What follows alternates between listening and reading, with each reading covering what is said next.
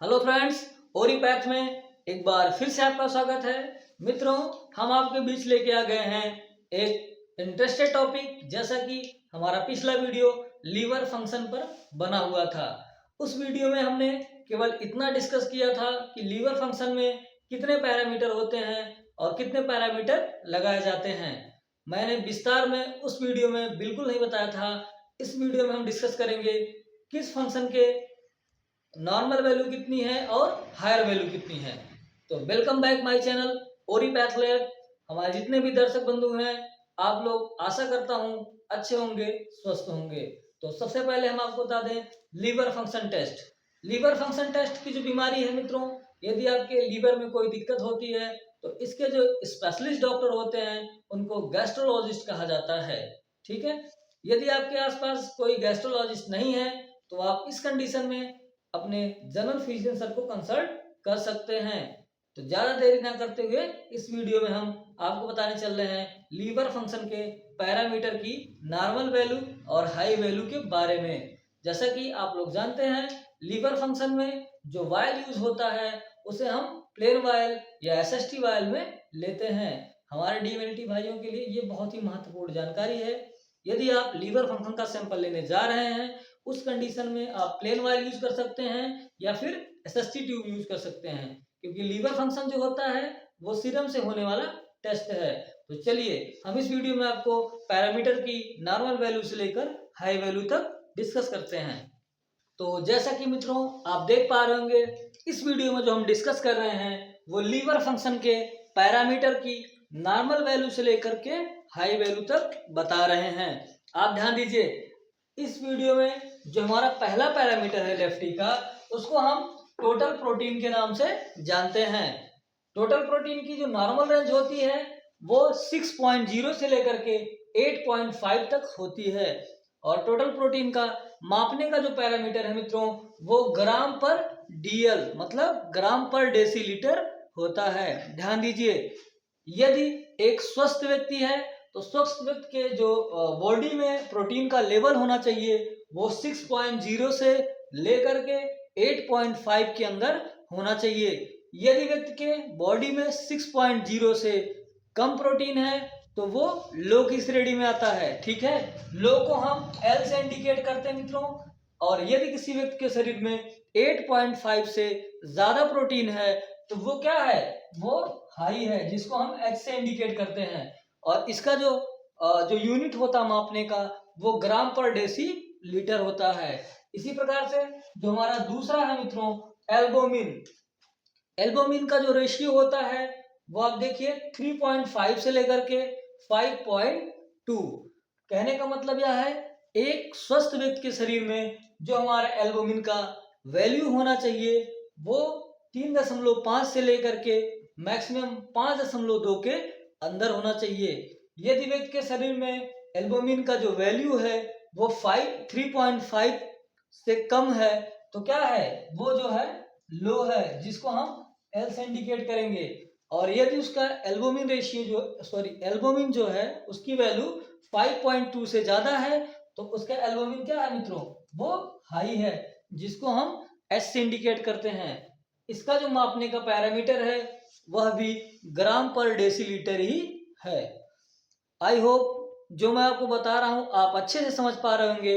चलिए इसी कड़ी में हम आगे बढ़ते हुए आपको बता रहे हैं जो एलएफटी का तीसरा पैरामीटर है ग्लोबिन।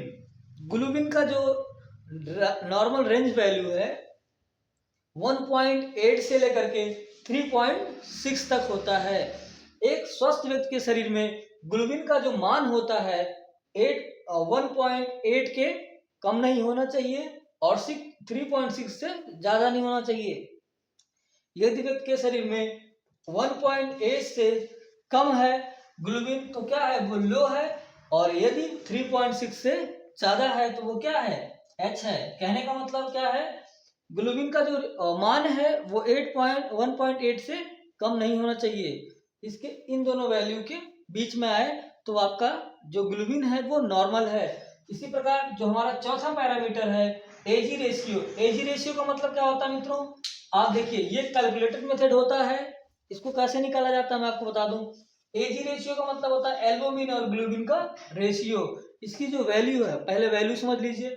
इसकी जो नॉर्मल रेंज वैल्यू है 1.10 से लेकर के 2.20 तक होती है। मतलब 1.10 से कम है तो लो है और 2.20 से ज्यादा है तो हाई है। अब ये जो होता है एजी रेशियो, ये कैलकुलेटेड मेथड से लगाया जाता है, क्योंकि इसका जो है रिजल्ट नहीं लगाया जाता लैब में। टोटल प्रोटीन का रिजल्ट लगाया जाता है मशीन के द्वारा। आपका एल्बुमिन जो है वो मशीन के द्वारा लगाया जाता है, ग्लोबिन जो है वो भी मशीन से लगाया जाता है। बट एजी रेशियो मतलब एल्बुमिन और ग्लोबिन का रेशियो। कहने का मतलब क्या है, जैसे मान लीजिए एल्बुमिन का हमारा जो आया है वैल्यू, मान लो 3.5 आया है, ठीक है, तो 3.5 से क्या करना होगा, डिवाइड करना होगा। मान लो ग्लोबिन का जो वैल्यू आया है 1.89 आया है, इस प्रकार एल्बुमिन से ग्लोबिन में भाग दिया जाता है, जो वैल्यू प्राप्त होगी, ठीक है। यहाँ पे जो वैल्यू प्राप्त होगी वही क्या होगी, एल्बुमिन और ग्लोबिन का रेशियो। आई होप आप बिल्कुल समझ गए होंगे कि एल्बुमिन और ग्लोबिन का रेशियो कैसे निकालना होता है। तो चलिए आगे, हम अभी 4 पैरामीटर समझाए हैं, अभी हमको कितना पैरामीटर समझना है, 6 पैरामीटर। तो आगे हम बता रहे हैं, देखते रहिए। तो जैसा कि आपको हमने 4 पैरामीटर बता दिया है, तो आइए अब हम बताते हैं आपको 5 से लेके 10 पैरामीटर के आगे, ठीक है। तो एलएफटी में जो हमारा 5वां पैरामीटर होता है उसको टोटल बिलिरुबिन कहते हैं। टोटल बिलिरुबिन जिसकी वैल्यू 0.20 से लेकर के 1.10 के अंदर होनी चाहिए। यदि किसी व्यक्ति का टोटल बिलिरुबिन 0.20 से कम है तो टोटल बिलिरुबिन लो है, और यदि उसका जो वैल्यू आया है 1.10 से ज्यादा है तो पेशेंट का टोटल बिलिरुबिन बढ़ा हुआ है, यानी जो हमारा पेशेंट है उसका जो टोटल पी लिया है वो बढ़ी हुई है, ठीक है। इस कंडीशन में आप डॉक्टर को जरूर दिखाएं। दूसरा, इसमें जो आता है डायरेक्ट बिलिरुबिन। डायरेक्ट बिलिरुबिन का जो रेंज होता है 0.0 से लेकर के 0.40 तक होता है।